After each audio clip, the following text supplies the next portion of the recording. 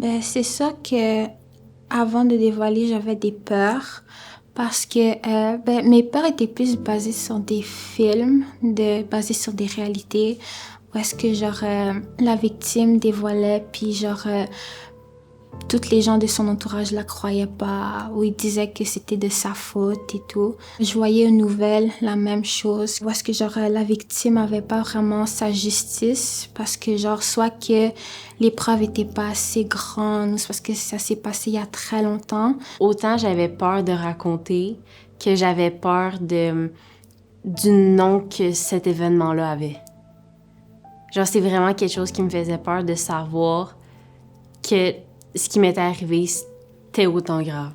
Mon premier dévoilement s'est passé à l'école. C'était spontané. Je parlais avec mon ami, puis je sais pas, j'ai parti à pleurer. J'ai raconté l'histoire. Puis il a été quand même aidant. Il m'a cru. Il m'a soutenu.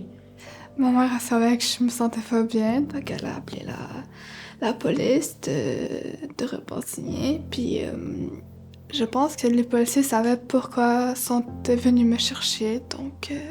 Ma mère l'a su d'une amie, puis elle m'a posé la question. Puis quand elle m'a posé la question, j'étais comme, OK, c'est le temps de lui dire la vérité. Et dès que je lui avais parlé, elle a directement pris son téléphone, puis elle a fait le 911. C'est comme si dans ma tête, là, je revoyais tout ce qui s'était passé. J'étais comme, OK, ça, c'était vraiment pas correct. Ah, ça, non, non, non. Fait que je revoyais tout, c'est comme si je le revivais encore. Je savais qu'il fallait que j'en parle, je savais que c'était quand même un big deal. Puis j'avais vraiment pas envie d'en parler avec mon père. J'avais peur de comment il allait réagir. J'avais pas envie d'en parler à mes amis, j'avais peur d'être jugée, j'avais peur de pas être crue. J'en ai parlé à ma mère, mais ça s'est un peu mal passé. Parce que elle m'a dit non, c'est pas vrai, c'est impossible. Ça peut pas t'arriver à toi. Ce gars-là, c'est impossible qu'il fasse ça. Ma soeur m'a défendu. Ça m'a reboosté, ça m'a donné je sais pas comment expliquer, mais ça m'a donné un pressentiment qu'au moins quelqu'un pouvait me croire. Le deuxième dévoilement concret que j'ai fait, c'était à ma mère. J'ai dit que j'avais vraiment besoin d'aide, puis elle m'a pas trouvé de l'aide. Elle a comme remis en question un peu ce qui s'était passé.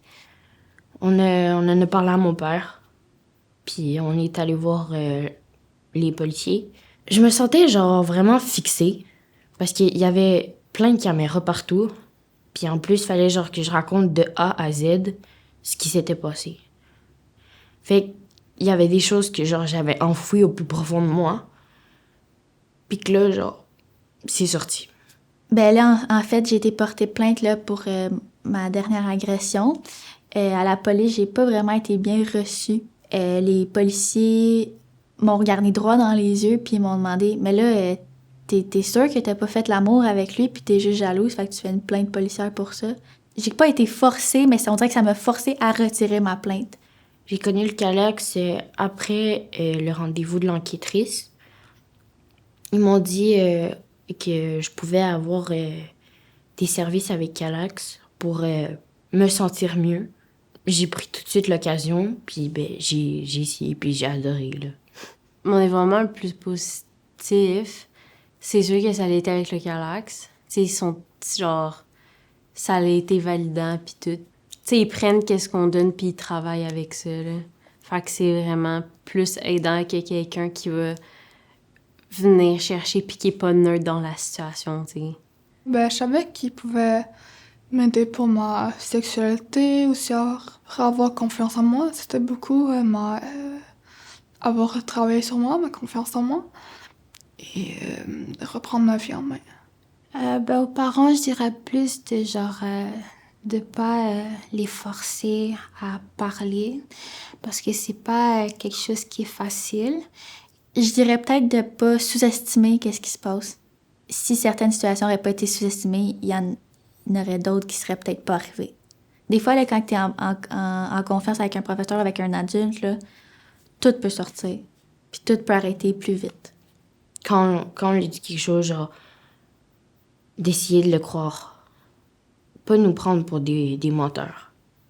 Après avoir fait les dévoilements, dépendant desquels, soit que tu te sens plus légère, soit que tu te sens 10 fois plus lourde.